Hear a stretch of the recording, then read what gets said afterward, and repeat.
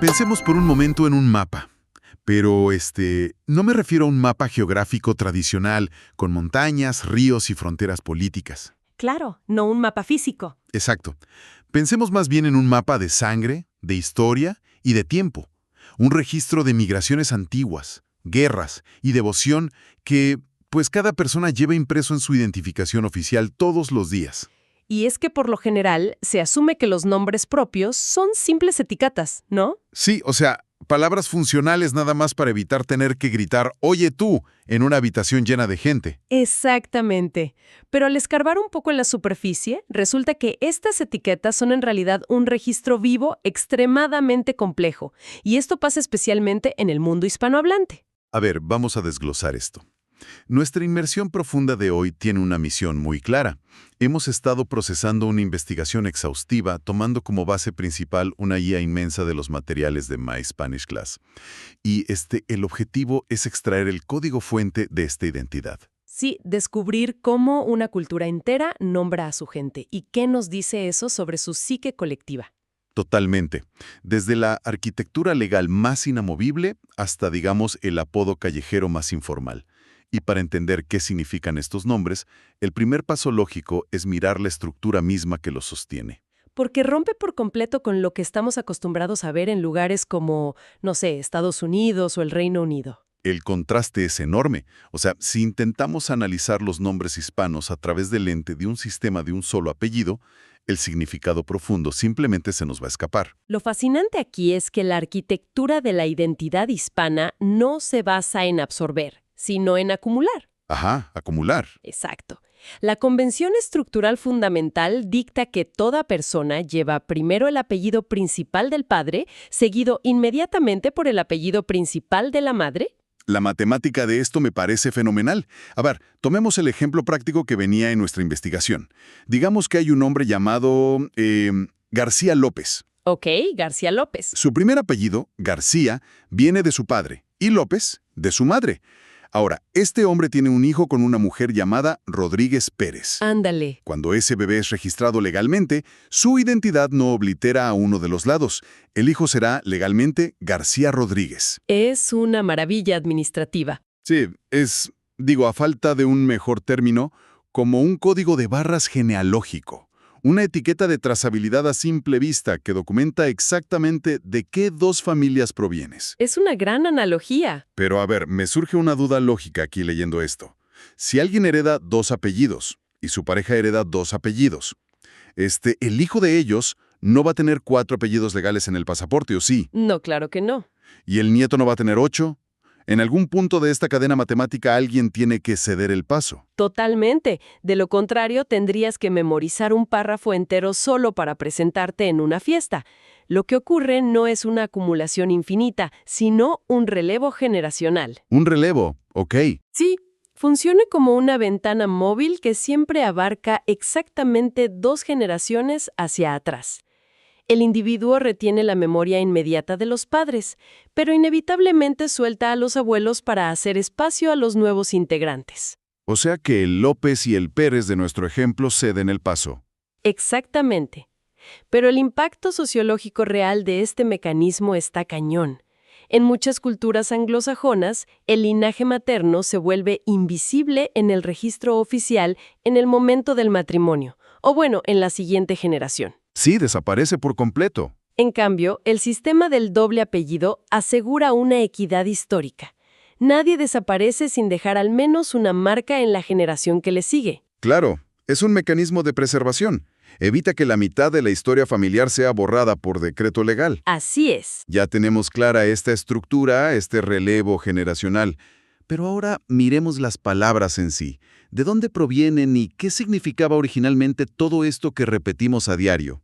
Y aquí es donde la lingüística se vuelve un viaje en el tiempo. Sí, porque al revisar nuestros materiales hay un patrón innegable que salta a la vista, y es el famosísimo sufijo es, Rodríguez, González, Hernández. Clásicos. Sabemos que Rodríguez significa literalmente hijo de Rodrigo, pero mi pregunta es, ¿estamos hablando de exactamente la misma tecnología lingüística que el sufijo son en inglés? Ajá.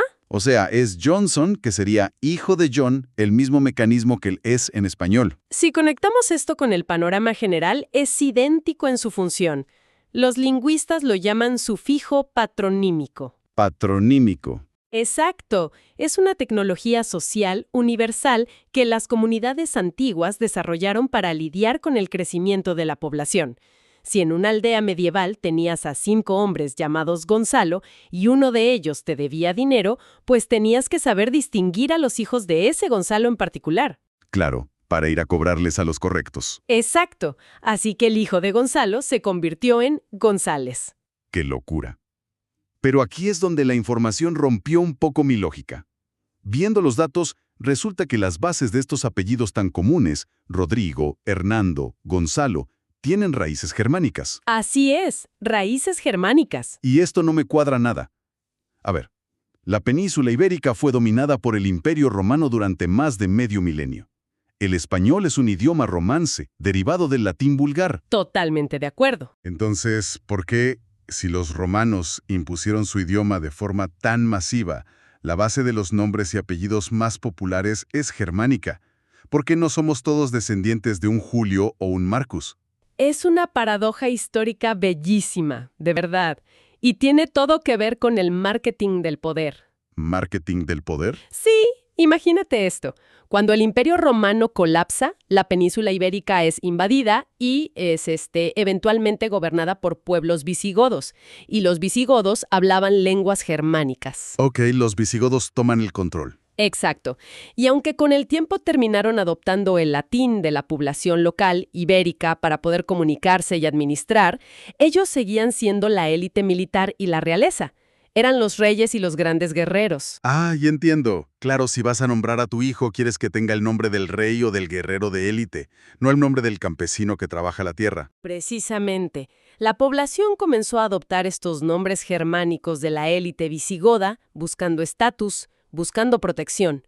Nombres que significaban cosas como guerrero audaz o viajero valiente. O sea que era puro estatus social. Puro estatus. Y con el paso de los siglos, a estas raíces germánicas se les añadió el sufijo es, que curiosamente tiene orígenes ibéricos prerromanos para indicar descendencia. ¡Wow! Así que un apellido como Hernández es literalmente el fantasma de un guerrero visigodo fusionado con una partícula gramatical prerromana. Llevamos las conquistas de Europa en la tarjeta de crédito. Está padrísimo. Aunque, según la investigación, el rey absoluto de los apellidos en el mundo hispano no tiene absolutamente nada que ver con los visigodos. Nada en absoluto. Y ni siquiera termina en es, me refiero a García. Es tan masivo que trasciende fronteras. Y resulta que tiene un origen vasco. Y significa joven o, lo que me parece espectacular, oso. O joven oso. Y este es un detalle que, a menudo pasa desapercibido, pero es monumental lingüísticamente hablando. ¿Por qué? Porque el euskera, el idioma del País Vasco, es una lengua preindoeuropea. Es decir, ya estaba ahí antes de que llegaran los romanos, antes de que existiera el latín, mucho antes de los visigodos. Es antiquísimo. Antiquísimo. Nombrar a alguien con el atributo de un animal totémico como el oso era, en ese entonces, transferirle su fuerza y capacidad de supervivencia. Que el apellido más común del español moderno sea un vestigio de uno de los idiomas más antiguos y misteriosos de Europa, demuestra cómo ciertas raíces culturales se niegan a desaparecer. Es como si el pasado más remoto encontrara una grieta para infiltrarse en el presente. Exactamente. Ahora, hemos establecido que los apellidos son un ancla, te atan al pasado y son obligatorios por ley. Pero los nombres de pila, el primer nombre, funcionan exactamente al revés, ¿no? Sí, es una dinámica opuesta. No son una herencia forzada, son un lienzo en blanco. Son como una flecha apuntando hacia el futuro, donde los padres proyectan lo que esperan de ese niño o niña. Y esa elección está cargada de significado, lo sepamos conscientemente o no.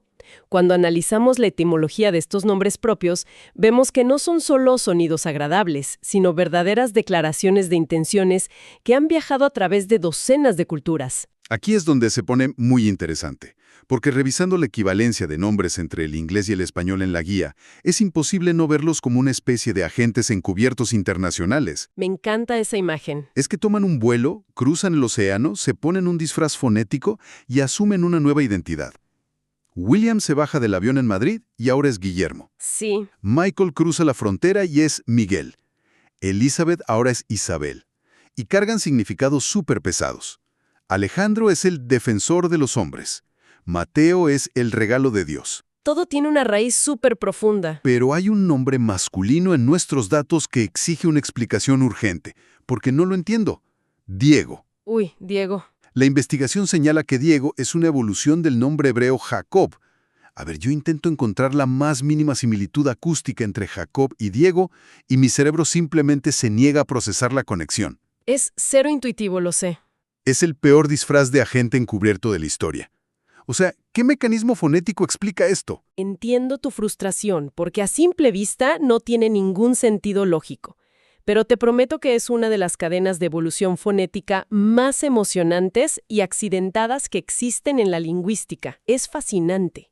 A ver, explícamelo porque neta no lo veo. Esto requiere ver cómo la gente común mastica y deforma las palabras a lo largo de los siglos. Todo empieza con el nombre hebreo original, que es Jacob. Ok, Jacob, te sigo. Cuando los textos sagrados se traducen y la influencia romana se asienta en Europa, ese Jacob se latiniza y se convierte en Iacobus. Jacobus. Ajá. Y en la Edad Media, en la península ibérica, la gente no hablaba latín clásico de academia. Hablaban rápido, en las calles, y las palabras se desgastaban por el uso. Ese Jacobus se fue acortando y suavizando en la pronunciación diaria hasta quedar simplemente en Iav. Órale. Jacobos a Yago. Sí tiene sentido. Las consonantes fuertes del medio se diluyen por completo. Exactamente. Se vuelve más fácil de pronunciar. Ahora resulta que Yago era un santo increíblemente venerado. Santo Yago. Si alguien le reza a San Yago todos los días y repite Santiago, Santiago, Santiago de manera rápida y constante durante un par de generaciones, las dos palabras inevitablemente se fusionan en una sola. Claro, y nace el nombre Santiago. ¡Boom! Nace Santiago. De hecho, es el santo patrono de España, el equivalente a St. James en inglés. De acuerdo. La cadena es perfecta hasta ahí. Jacobus a Jacobus, Yago, Santiago. Exacto. Pero, sigo sin ver a Diego por ninguna parte. Y aquí es donde ocurre el accidente histórico brillante. En un punto de la historia, las personas que en su mayoría no sabían leer ni escribir y solo dependían del oído, empezaron a hacer una separación equivocada de las sílabas de esa palabra. Una separación equivocada. Sí, en lugar de procesar Sant y Ago, el oído de la gente en las calles empezó a escuchar San Diego. ¿No manches? Sí, por un proceso de fricción fonética entre la N, la I y la T, nació una letra D de la nada. Creyeron que el título religioso era San y que el nombre de la persona era Diego. ¡Guau! Y así, por un malentendido auditivo masivo, el nombre se independizó y cobró vida propia. Del hebreo antiguo Jacob, por puro accidente de pronunciación callejera, terminamos con Diego. Es poesía lingüística. Es literalmente un error de dicción medieval que se convirtió en un pilar absoluto de la identidad hispana. Me imagino a los primeros lingüistas tratando de rastrear esto y perdiendo la cabeza. Totalmente. Es un dolor de cabeza hermoso. ¡Qué locura! Por otro lado, al revisar los nombres femeninos en la documentación, notamos una tendencia fascinante hacia conceptos muy melódicos, pero que al mismo tiempo tienen un profundo peso moral o religioso. Sí, hay un contraste interesante ahí con los masculinos. Por ejemplo, destaca el nombre Sofía, que significa sabiduría y que hoy es un fenómeno a nivel global, o Valentina, que proyecta fuerza y vitalidad, Camila, que históricamente designaba a la joven asistente en ceremonias importantes, o Elena, que significa luz brillante. Y lo que nos dicen estos nombres femeninos es cómo las sociedades conceptualizaban las virtudes a lo largo del tiempo. Mientras que históricamente los nombres masculinos solían enfatizar la defensa física o la guerra, como Alejandro o todos estos nombres germánicos de los que hablamos, los nombres femeninos enfatizaban la iluminación intelectual, la sabiduría, la luz y la virtud moral. Entonces, ¿qué significa Todo esto en conjunto. Tenemos esta monumental arquitectura histórica, apellidos germánicos que preservan el linaje por partida doble de manera estrictamente legal, nombres de pila que trazan su linaje fonético hasta el hebreo o al griego antiguo. Ajá. Todo suena a un rigor administrativo aplastante. Y sin embargo, si sales a la calle en cualquier país hispanohablante, ese edificio formal se derrumba en 5 minutos. Totalmente de acuerdo.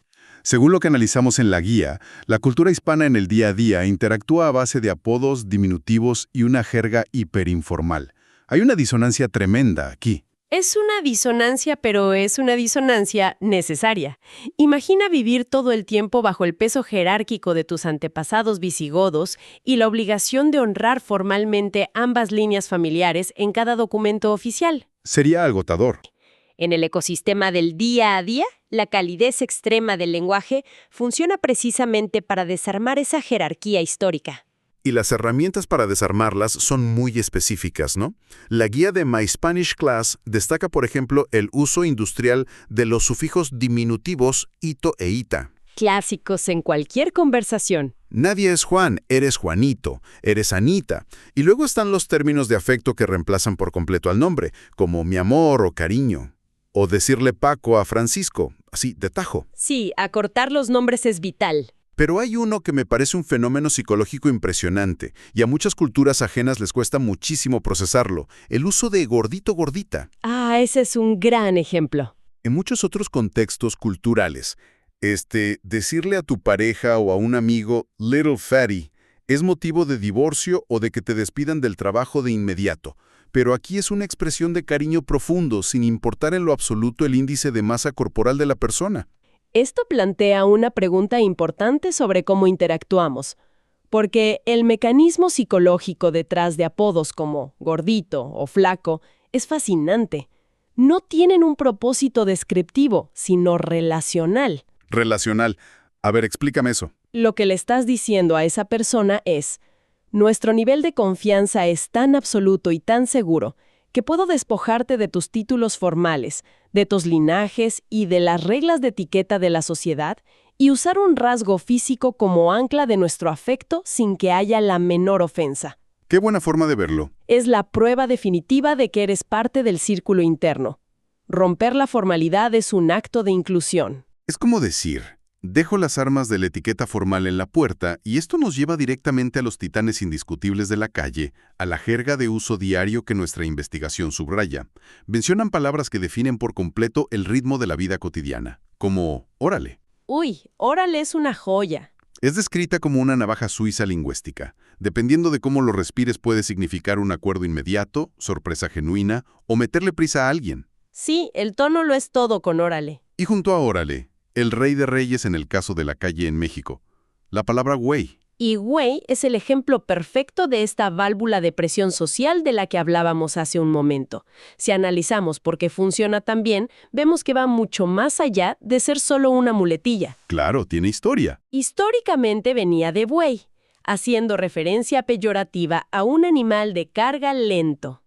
Pero su evolución en las calles la despojó de todo el veneno y la convirtió en el gran ecualizador democrático. El ecualizador democrático. Sí, piénsalo. Cuando llamas a alguien güey en una conversación de confianza, estás borrando instantáneamente las clases sociales, la educación formal y hasta los dobles apellidos. No importa si eres el director de un banco o el amigo del barrio, en ese intercambio ambos están exactamente al mismo nivel. Funciona como una herramienta para horizontalizar la sociedad. Horizontalizar la sociedad. Me encanta esa idea. Reemplaza la rigidez oficial por una proximidad absoluta. Y pues esto me hace pensar en ¿hacia dónde vamos con todo esto? ¿En qué sentido? Porque la inmersión profunda que hicimos sobre estos materiales también documenta cómo ha cambiado el proceso de otorgar nombres hoy en día. Antes estabas atado a lo que dictaba el calendario de los santos de la iglesia o a la tradición estricta de heredar el nombre del abuelo. Ajá, era un proceso mucho más prescriptivo. Pero hoy los datos muestran una dependencia masiva en herramientas digitales. La gente usa generadores de nombres como Readsy, bases de datos etimológicas como Behind the Name o listas globales como Nameberry. Es un cambio de paradigma profundo, la verdad. Hemos pasado de la herencia obligatoria a la curaduría personal. Al tener acceso a todo el conocimiento lingüístico global en el teléfono, pues los padres ya no solo buscan honrar el pasado de la familia. Están diseñando una identidad desde cero. Exactamente. Buscan nombres que fluyan fonéticamente en inglés, en español y, no sé, tal vez hasta en mandarín. Están optimizando los nombres de sus hijos para un mundo hiperconectado y sin fronteras. Es un proceso de democratización sin precedentes en la historia de la identidad humana. Es la globalización condensada en el acta de nacimiento, literalmente. Si miramos hacia atrás por un segundo, el viaje que hemos hecho con esta información es una verdadera locura. Ha sido un recorrido intenso. Empezamos analizando una arquitectura legal implacable que te obliga a cargar con el código genético materno y paterno a partes iguales, evitando que el tiempo borre a uno de ellos. Desenterramos la historia militar de los visigodos en la terminación es y encontramos a un oso ancestral escondido en el apellido García. Y el accidente de Diego. Claro, vimos cómo un error medieval de la calle destrozó y reconstruyó el nombre Jacob hasta darnos a Diego. Y todo eso, todo ese peso monumental de la historia humana, se equilibra perfectamente cuando alguien simplemente te llama güey o gordito con todo el cariño del mundo. Es un ecosistema perfecto. Cada una de esas piezas es vital. Las raíces profundas de la historia oficial te dan anclaje, te dicen de dónde vienes. Pero la elasticidad, el afecto y la jerga te dan la libertad de moverte y construir comunidad en el presente. No se puede entender verdaderamente esta cultura si no logras apreciar cómo bailan en sincronía esos dos extremos. Totalmente. Y ya para terminar, quiero dejar una idea flotando en la mente para quienes nos escuchan del otro lado. Hemos visto que los apellidos son un mapa implacable hacia nuestro pasado, y los nombres de pila revelan lo que las generaciones anteriores valoraban y deseaban proyectar. Así es. Teniendo en cuenta cómo estamos utilizando la tecnología hoy en día, cruzando barreras lingüísticas, usando algoritmos para seleccionar nombres que suenen bien en una reunión de Zoom multinacional, me pregunto, ¿qué van a pensar los sociólogos dentro de 200 años cuando escarben en los registros de hoy? Uy, esa es una gran pregunta. ¿Qué revelarán los nombres y apellidos de las próximas generaciones sobre la cultura híbrida y acelerada que estamos construyendo en este mismo instante? Si nuestros nombres son el mapa definitivo del tiempo y la sangre humana, habrá que ver hacia dónde diablos apuntan las coordenadas del futuro.